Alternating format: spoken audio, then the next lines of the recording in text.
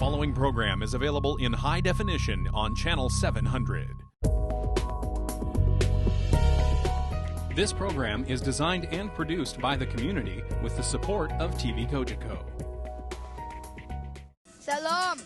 Jam. Shanti. We all want the same thing. Peace.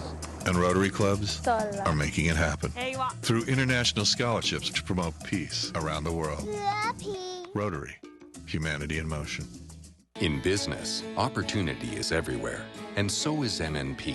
No matter the location or the situation, MNP is there wherever business takes you. Accounting, consulting, tax. Find out more at mnp.ca.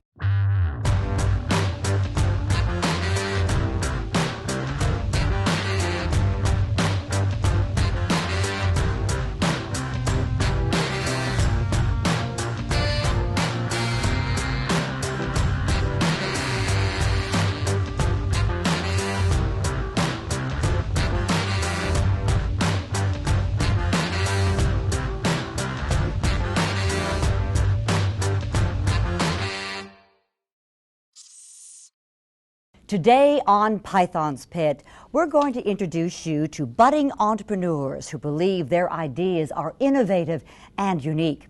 Our 5 Pythons from across Halton Region are wealthy investors who have had success with their own entrepreneurial ideas, spirit, and passion. They are here today as venture capitalists to invest in the brightest, most innovative, and promising entrepreneurs of today. All right, let's meet our Pythons. George Minakakis is a global retail strategist who calls Milton home. George currently is the Chief Executive Officer for Inception Retail Group. In this organization, he leads a group of partners who seek and invest in retail-related enterprises. George is the author of Last Retailer Standing, which is about the changing retail industry and the challenges of staying relevant in an evolving market. Randy Pilon is a high-achieving strategic thinker. Randy is the founder, current president, and CEO of Virox Technologies Incorporated, an Oakville company based with a patented technology in disinfection and sterilization. Virox has been included in Profit Magazine's Companies to Watch rankings 3 times and has been the recipient of the prestigious Canadian American Business Council Award for Business Excellence and in 2013 received the Global Innovator Award at the Ontario Business Achievement Awards ceremony. Randy is a big supporter of education, spending 4 years on the Sheridan College Board of Governors and having donated in excess of $750,000 to the college for the new business school. Don D'Alessandro is the CEO and founder of Azertech Incorporated, a venture capital firm providing funding and consulting to growth companies. Don is a serial entrepreneur with 29 years founding, leading, and consulting to companies in diverse business sectors such as technology, manufacturing, finance, real estate, consumer goods, oil, and gas. John Romano is the owner of Nickelbrook Brewery and Better Bitters Brewing Company. He represents a family business success story. At 27, John gave up his career in the aerospace industry to open a small home brewery in Burlington that has now morphed into a full-fledged microbrewery. Today, Nickelbrook, named after John's 2 children, Nicholas and Brooke, is currently shipped all over the country. David Wolford practices business law and is a partner in the Southwestern Ontario and Toronto offices of Miller Thompson. He specializes in investment, corporate finance, and governance, and the structuring and commercialization of intellectual property rights for emerging companies. It's time to introduce our first contestant, Jennifer Palfy. Jennifer is a grade 10 student currently attending Bishop Reading High School in Milton. Jennifer's business is an online database called Smart Tasks. Smart Tasks allows users to outsource small tasks or jobs. All you need to do is post the job or task that you need done and the price that you're willing to pay for somebody to complete the task. Moments later, an approved user in the area can respond to the post. Would you please join me in welcoming Jennifer Palfy to the pit? Hello, Jennifer. You're going to stand right here. All right. Now, Jennifer, you have 3 minutes on the clock. Audience, Let's see if Jennifer is... Good afternoon, Pythons. My name is Jennifer Palfy, and I'm the founder of Smart Tasks. I'm looking for a $60,000 investment for 40% equity in my business. We've all been in that situation where there's just not enough time in your day. You have to take your son to a soccer game, your daughter to a ballet recital, your wife's out of town, you have to make dinner but the fridge is empty, and you have to pick up your dry cleaning. This may all seem very overwhelming, but as you can relate, is a common scenario that many households face. My company offers you the opportunity to be watching that soccer game or ballet recital, all while your chores are being crossed off your to-do list. Smart Tasks is a website that allows users to outsource small tasks from dog walking to dry cleaning pickup. My website then connects these outsourcers to a network of qualified users who are eager to complete these tasks. Users simply describe the job that needs to be done and the price they are willing to pay, and we will connect them to the network of qualified users who will then bid on a price, and the winning bidder will complete the task. Smart Tasks is an oligopoly market, making it a very strong business venture to pursue. The only competition that my company would face is personal concierges, who are both costly and are not always qualified for the task at hand. Keeping in mind the safety aspect of our company, each qualified user must go through a stage of screening, which includes a police check in order to maximize customer safety. If given the investment money to make my idea come to life, I plan to stick to a very aggressive timeline and am planning to bring Smart Tasks to market in September of 2015. Smart Tasks is a website that operates on commission, which would be 15% of each task completed, and these tasks can range from upwards of $20 depending on the task and the skill set required to complete this task.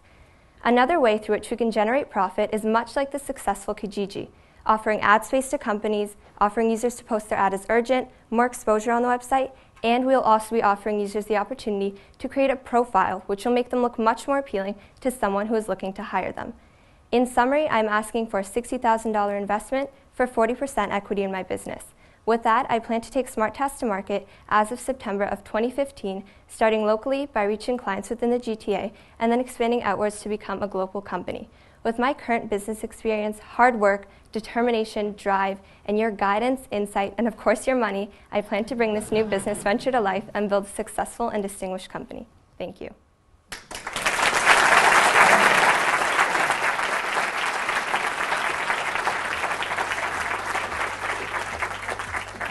Thank you so much, Jennifer. We're about to hear what the Pythons have to say, but first, a word from our sponsors.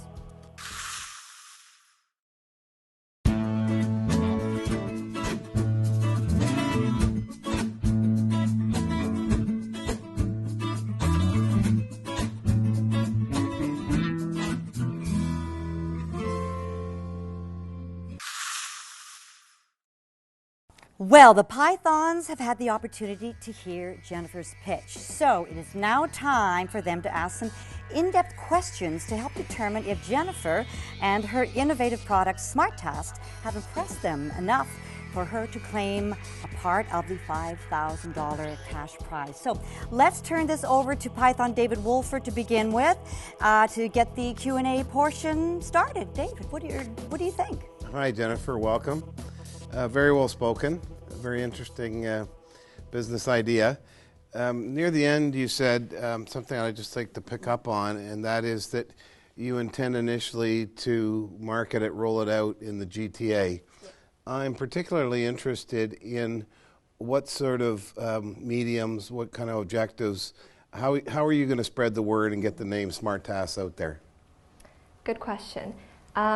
Because I would be targeting two markets, which would be the people who are looking for more time and the people who have that time but need the money to complete these tasks.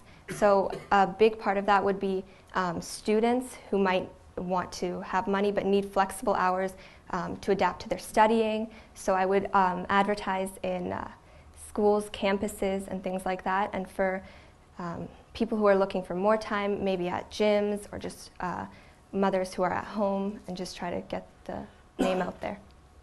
And what about radio spots or TV advertising, newspaper advertising, the internet?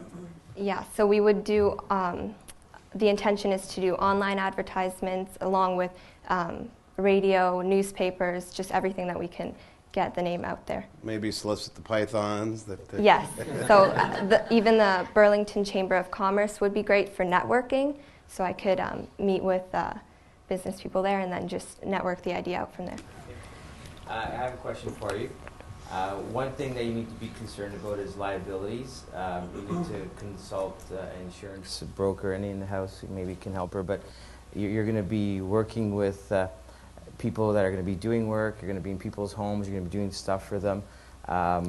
There's someone that has to be liable if there's an issue, so it's something to look at. You're going to have to consult someone that knows this area very well. Things go wrong and things happen, and you know, it's just part of life, and you're going to have to be ready for that. You're going to have proper insurance. Like, this is a very gray area. Like, you have a contractor come into your home, they have to have liability insurance. If somebody got hurt, you know, certain people are liable. So it's something to seriously look about. You have a great idea. I love it. I think it's got great potential. I think you need to be more specific on the tasks you want to tackle. Dry cleaning, you know, sounds great, but I don't know how many people are going to want to get their dry clean picked up. But there's other tasks like, you know, raking the leaves and all that other stuff. Picking up your empties. Case of beer, yeah, I love it. Keg of beer, you know, keg pickup deliveries, you know, that kind of stuff. So, go ahead. I like the idea, but I think you can think of this in a couple ways. One option you could look at is ignore the liability completely and just create the domain. So create the website and generate revenue just on sponsorship alone. And that gets you away from worrying about insurance and worrying about having to deal with interviewing all the service providers, because I think that can be very timely and costly to do. And by doing that, I think the service is needed service. So then you can focus on building the brand awareness of the website and focus on actually generating ad revenue, because in the web space where you make your money is number of clicks, and the way you get number of clicks is by ensuring that people out there know you exist. And that's where you're going to have to choose. I would spend your time and your money in that area. I don't like the concept where you have to worry about creating the workforce, where you have to vet the workforce and be responsible for the workforce. I think that creates a lot of extra work and a lot of risk, quite frankly. And I like to reduce my risk when I'm looking at business ventures. But I love the idea from a technology point of view. And just one other question, are you a technology person or a salesperson? I think more technology. Okay. So you might want to hook up with somebody who's a salesperson, because usually they're two different skill sets. It's hard to find people that are really good in technology but also can sell at the same time. Mm-hmm. So your idea, Don, is to bring the people together and host the site. Correct. Host the site. I think that makes sense too. My comment was going to be, you know, at the end of the day, everybody's always going to try and compete with you or figure out a way around things. And, you know, all of a sudden you get some people that are very reliable. Whoever's using those people is just going to want to go direct. Mm-hmm. They're just going to want to hire them. Okay, you want to be my personal assistant or what have you, or, you know, I'll just call you when I need you. So it circumvents your revenue model. Whereas if you just create this meeting site, that could be a bit more attractive for you. Jonathan, I love the idea. I think it has a lot of merit, a lot of potential. But I think the challenge is twofold. So if you want to ship that case of beer back to Randy that he bought from John, you got to create a level of trust in the service and make sure that it's more consistent. So you're going to have to vet out the quality of people that are going to come in, and you're going to have to work up very hard at that, because when I place that task in there, if I have one incident where I don't get my clothing or get my case of beer or whatever it is, or you get it empty, that could really erode the quality of the service.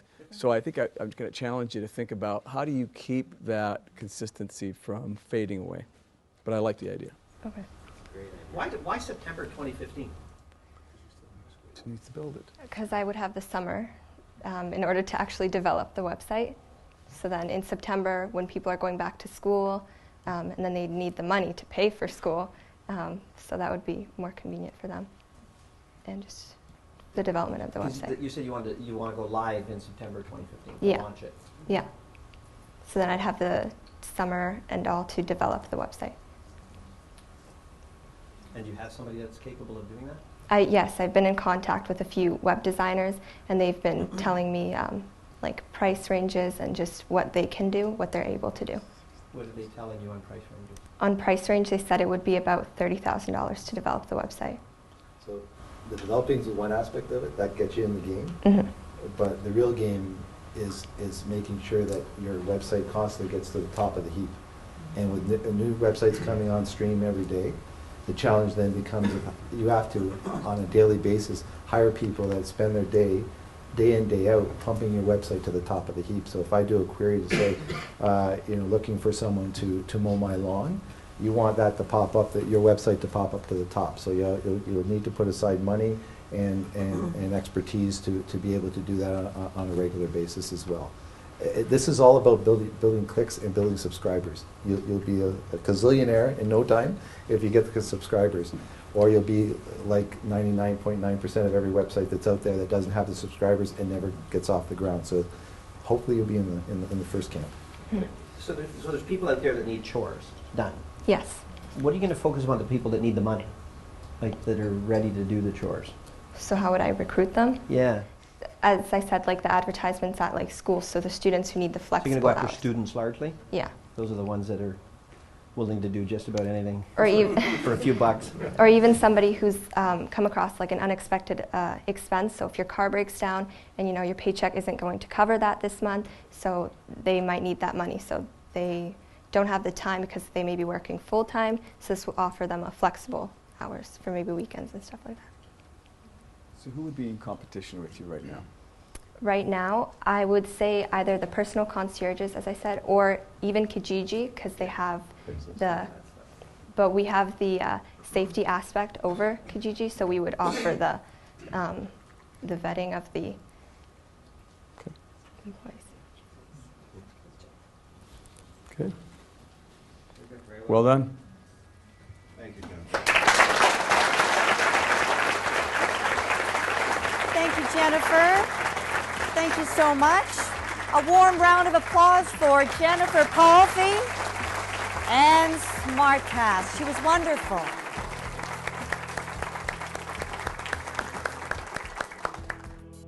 Ladies and gentlemen, our next presenters to enter the pit are Nita Stranahan and Katie Henderson. They are both grade 10 students currently attending Georgetown District High School. Their business is Fashion on Wheels.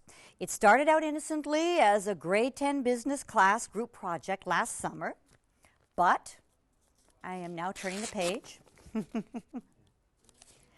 But unbeknownst to them, their teacher submitted the entry into the Python's pit. So Fashion on Wheels came to them because, well, they love to shop, right? What teenagers don't love to shop? And neither currently drive, so they couldn't get to the shopping centers by themselves. So they soon realized their idea has a larger potential market, which includes people that don't like to deal with the frustrations of online shopping or walking around busy shopping malls for hours and hours on end. Will the Pythons think that Fashion on Wheels is fit for the pit? Let's find out. Please welcome Nita Stranahan and Katie Henderson.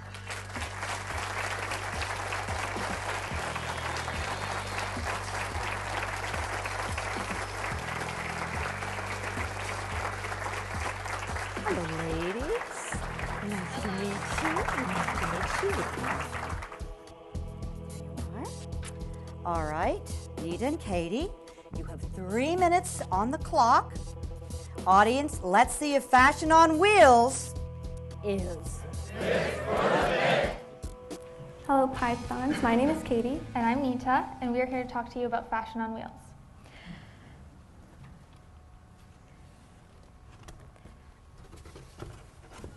A big problem for people in small towns is getting to large malls with brand name clothing stores in them. Driving there takes up most of the day. You're being stuck in traffic, and then you get there and you get lost, and it's no fun. It sucks away all the fun. But with Fashion on Wheels, we can bring back that fun without all the traffic and the sore feet. Fashion on Wheels is essentially a miniature and mobile version of a store that comes to the consumer through a dispatcher service. Each and every mobile store will contain all of the hottest and newest brands for lower prices because we will sell overstock from the actual store. This is similar to the store Winners, except that each mobile store we have will be dedicated to a specific brand name store. Our ideal partners will be big brand clothing stores, and our revenue streams will come from transaction-based and transportation of the clothes. And our consumer relationships will mostly be transaction-based or through a website and email service. And our first year's revenue is estimated to be at $80,000 and our startup cost at $41,000. And during the summer, I moved to Georgetown from Windsor, and it was a big adjustment going from a big city to a small town. And one of the things I missed the most was being close to a big mall. And if you wanna, go to a nice mall in Georgetown, it's quite a drive away. And that's what inspired us to come up with Fashion on Wheels. That way we wouldn't have to wait around for people to drive us to the mall. Our target market is essentially anyone who likes brand name clothing and anyone who likes brand name clothing and lives a significant distance from a mall, anyone who can't drive. We can market through things on a small scale, things such as newspaper ads or flyers. And once we expand, which we hope to do, we can use social media like Instagram, Twitter, Facebook, and even use billboard ads and radio ads.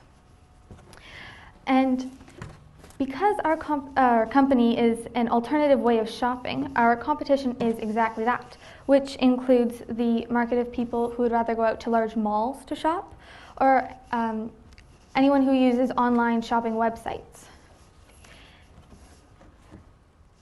And thank you for listening, and we hope you consider our idea.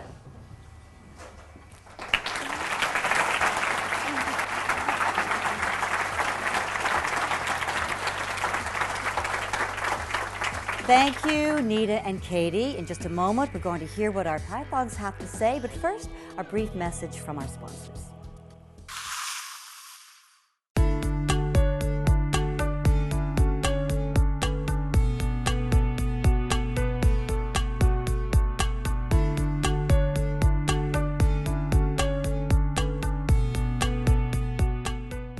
Hello, I'm Anthony Falcone of Falcone Law.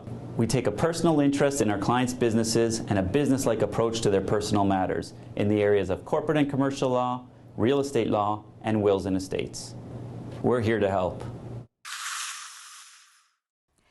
Well, the Pythons have now heard the pitch, so it's time for them to ask some questions to help determine if our ladies and our Fashion on Wheels project is going to be up for part of the $5,000 cash prize purse. So let's begin this time with George Minikakis to begin our Q&A. George. Katie and Nita, you did a great job. You hit home with me because part of the trouble with shopping today is that it is boring and your feet do hurt after a while. Regardless. And men I've seen a lot of men falling asleep on sofas when the wife or girlfriend is shopping. So there's sore points, I guess, everywhere. But you hit home with a couple things. And you've done your research and you understand what's going on in the marketplace. You know, do I shop online? Can I trust the online venue? Will I get what I want? Or will I go out into a mall, fight the traffic if it's available, right? Or if I drive a couple 100 kilometers to get to where I want to shop. So it's always a challenge. And retailers today are trying to find new ways to sell.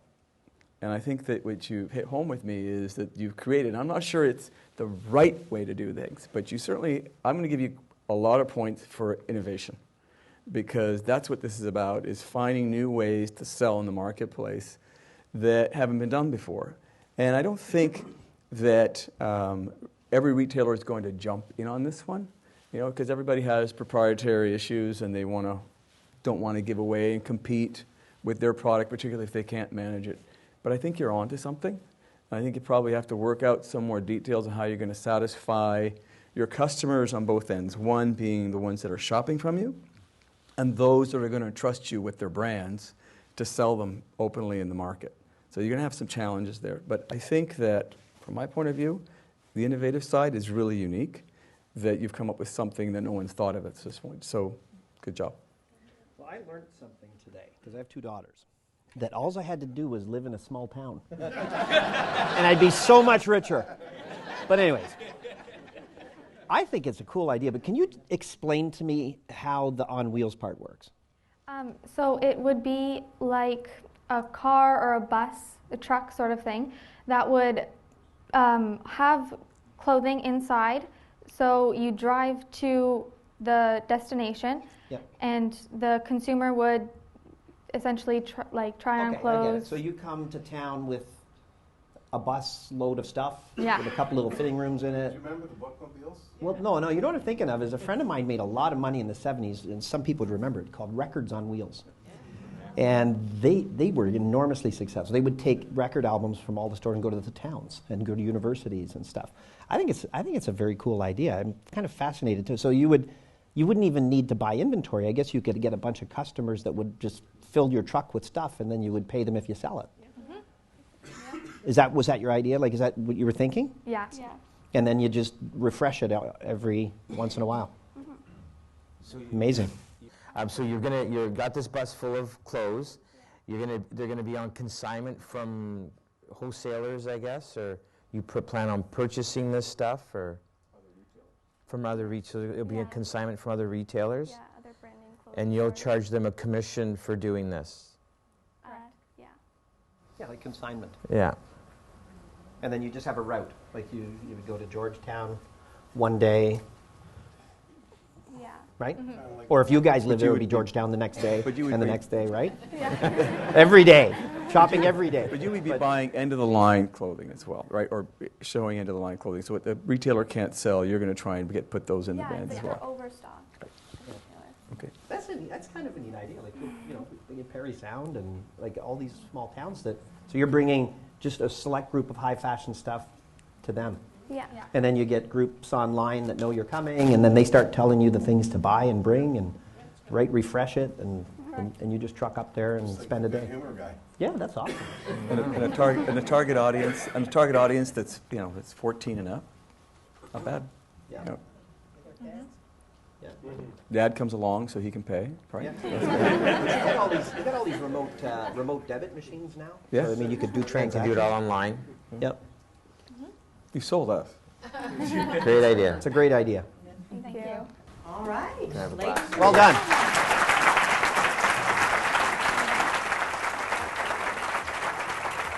Katie and Nita, congratulations. Thank you so much. And weren't they amazing?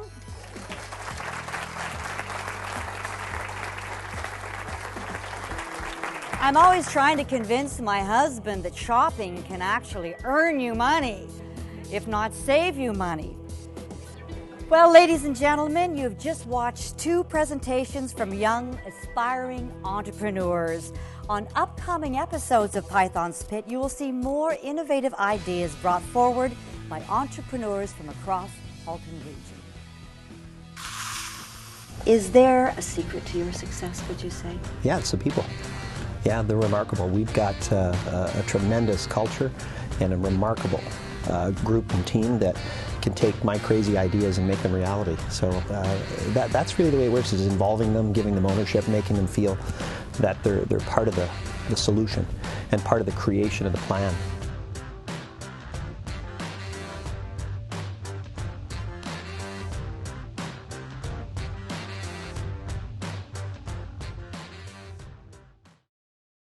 In business, opportunity is everywhere, and so is MNP. No matter the location or the situation, MNP is there wherever business takes you. Accounting, consulting, tax. Find out more at mnp.ca. Salam. Jam. Shanti. We all want the same thing. Peace. And Rotary clubs Salam. are making it happen through international scholarships to promote peace around the world. Rotary, humanity in motion.